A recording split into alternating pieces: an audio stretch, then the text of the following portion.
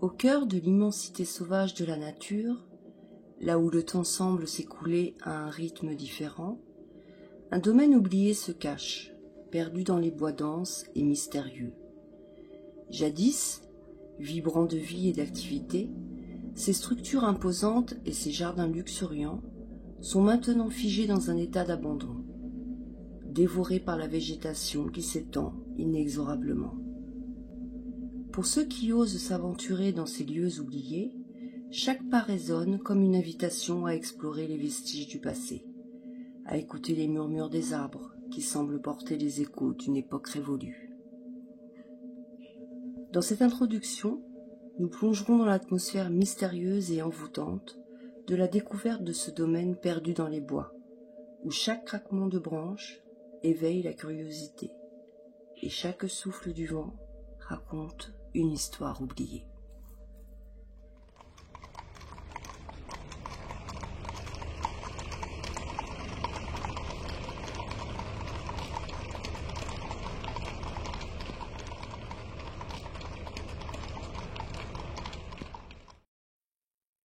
Dans les replis reculés de nos contrées, parmi les arbres séculaires et les sentiers oubliés, se cachent parfois des vestiges d'un passé lointain, des témoins muets de la spiritualité et de la vie monastique. Parmi ces trésors oubliés, les abbayes abandonnées se dressent telles des sentinelles solennelles, portant les stigmates du temps et de l'oubli. La découverte d'une abbaye abandonnée éveille en nous un mélange complexe d'émotions, mêlant fascination et mélancolie. Ces vastes ensembles architecturaux, autrefois empreints de piété et de dévotion, se trouvent désormais enveloppés dans un voile de mystère. Leurs cloîtres silencieux et leurs murs de pierre racontant des histoires millénaires. Dans cette introduction, nous vous invitons à nous accompagner dans l'exploration de l'une de ces abbayes abandonnées, alors que nous plongeons dans les méandres de son passé, à la recherche des vestiges de la vie monastique qui y ont autrefois résonné. À travers cette quête, nous espérons non seulement rendre hommage à l'héritage spirituel de ces lieux, mais aussi raviver la flamme de leurs souvenirs, même si elle vacille déjà dans les ténèbres de l'oubli.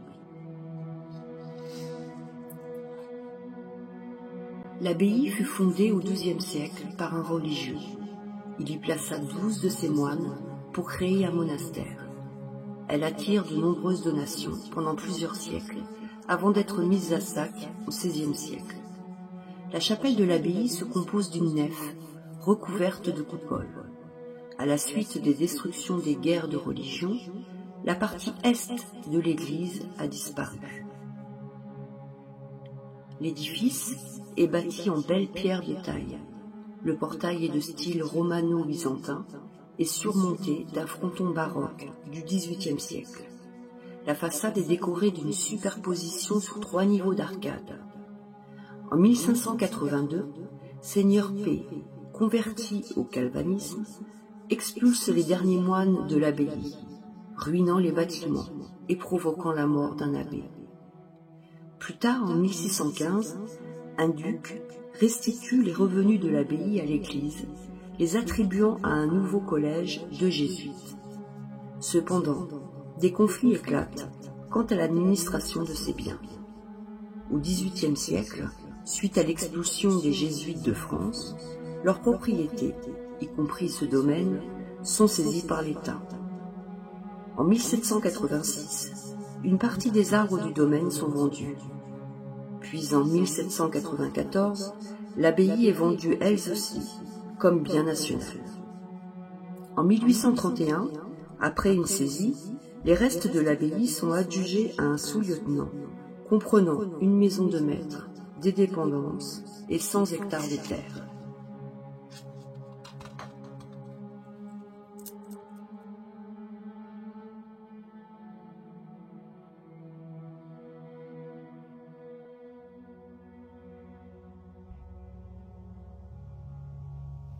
Depuis des siècles, les châteaux ont été des témoins silencieux de l'histoire, gardiens des secrets de leurs propriétaires et des événements qui ont façonné les terres qui les entourent.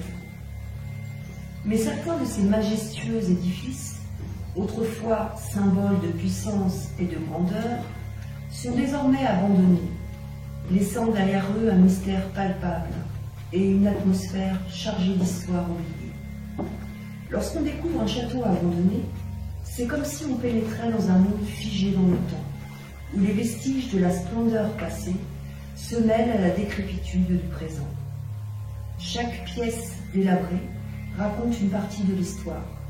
Chaque mur écroulé porte les cicatrices du temps, et chaque bruissement du vent évoque les murmures des anciens habitants. C'est dans ce contexte intrigant que s'inscrit notre exploration, alors que nous nous aventurons à travers les ruines de ce château oublié.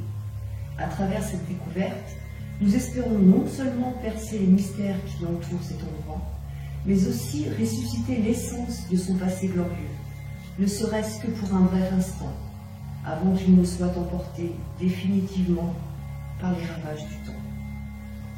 En 1831, un sous-lieutenant acquiert le domaine et le transforme en un magnifique château du début du XVIIIe siècle.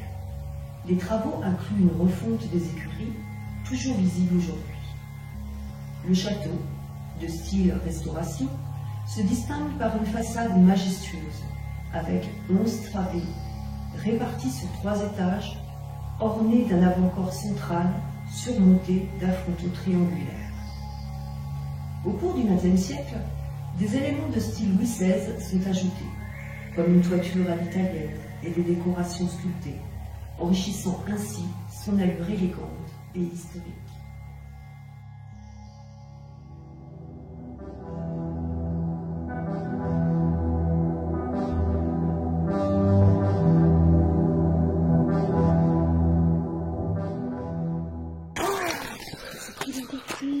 Oh non! Oh non! Oh putain. Ça veut dire que le château il aura peut-être bougé aussi. Putain.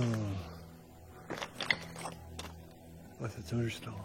Oui, on a appris même dernièrement que ce monsieur avait acheté aussi un autre château, pas très loin d'ici. Le portail du bâtiment des écuries présente une façade en pierre de taille, surmontée d'un fronton à la grecque du XVIIIe siècle. Sur ce fronton sont sculptés des instruments agricoles, fléaux, faucilles, râteaux. Le bâtiment montre de nombreuses traces d'humidité dans et sur les murs aux 3 niveaux de la construction. Une partie du bâtiment central s'affaisse. Leur charpente semble avoir été bombardée. La toiture présente un danger imminent. Le support en peuplier, sensible à l'humidité, risque de céder, menaçant ainsi l'intégrité de toute la structure. Sans réparation rapide, l'effondrement complet de l'ensemble devient une possibilité inévitable. Inévitable. C'est ce qui s'est produit en fait les gens. Je sais pas si vous voyez, mais depuis la dernière fois en fait qu'on est venu, c'est pour ça que notre texte en fait il correspond pas à l'état actuel, parce qu'on est venu il y a quelques semaines, et il y a quelques semaines il y avait le toit encore. Comme vous avez pu le constater si vous avez regardé les vidéos qu'on a fait déjà sur le château. Donc voilà. Encore. Ouais le tonneau, voilà ce qu'il en reste. Hein. Pauvre tonneau. Faut faire très attention parce qu'on a des poutres au sol qui sont très belles, hein, c'est pas le problème. Le problème c'est qu'il y a ces pommes de clous, des choses comme ça. Faut faire très attention aux pieds. Donc voilà le fameux tonneau. Qui ressemble plus à un tonneau du coup. Un tonneau écrabouillé. Voilà quoi, c'est bien triste. Depuis plus de 20 ans, aucun entretien n'a été fait au domaine, et l'ensemble tombe en ruine. La raison? On raconte que le nouveau propriétaire, en date, aurait mis tout le personnel à la porte, sans ménagement. Il aurait acheté le domaine en 2001 pour en faire cadeau à son épouse. Mais voici qu'il se retrouve assigné au prud'homme et que sa moitié le quitte. Vexé, il aurait délaissé le lieu. C'est un petit bout du patrimoine qui est en train de mourir. Ce qui veut dire qu'en dehors de la chapelle du XIIe siècle, classée depuis 1958, rien ne peut être fait pour le château et ses dépendances. Or, depuis 2001, année où le château a été acquis par un homme richissime, une mauvaise gestion empêche le château de vivre tranquillement sa vie de joyau du patrimoine. Il était en bon état. Il est maintenant laissé à l'abandon. Les volets du château battent au vent et le vandalisme a fait disparaître cheminées et autres objets patrimoniaux. Face à ce propriétaire défaillant et dans la perspective de porter secours aux édifices, la mairie a tenté d'obtenir leur classement au monument historique. Ils ont appris le refus du Conseil d'État. Le Conseil a en outre considéré que l'état de conservation très préoccupant des deux dépendances, du fait de l'incurie du propriétaire, n'était pas un motif suffisant pour justifier le classement. La commune a sauvé la chapelle en commandant des travaux d'urgence. Des travaux de mise hors d'eau ont été réalisés en 2020 pour un coût de 250 000 €. Le propriétaire reste redevable à l'État de 50%, soit 128 000 €. Vu l'état des choses, rien ne peut être fait pour la sauvegarde des bâtiments. C'est d'autant plus désespérant que beaucoup de gens s'intéressent au domaine, mais jusqu'à présent, le propriétaire bloque tout et reste silencieux.